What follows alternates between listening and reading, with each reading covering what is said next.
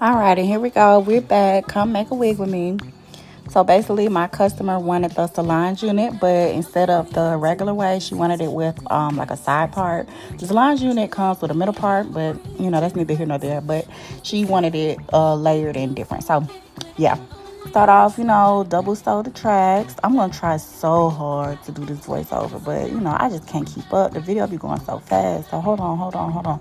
Oh yeah, my sewing machine is old, it's rusty, it's crinkly, it's crackly, but it gets the job done the best, better than any finger fancy one. So don't compromise sewing machine, cause brother sewing machines, them cheap ones, I'm telling you, the best. Yes, get your tracks laid down flat. Get it right. Get it right. Sew your closure down first. Closure up front will get sewn first. That's the way I do it. I don't know how you do it, but that's the way I do it.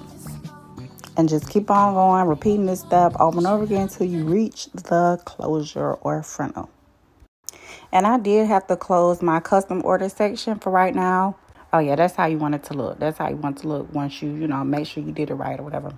But anyway, yeah, I opened back up my custom orders, but I just got to get some of these tax season sale orders out the way because I still got a lot I got to finish.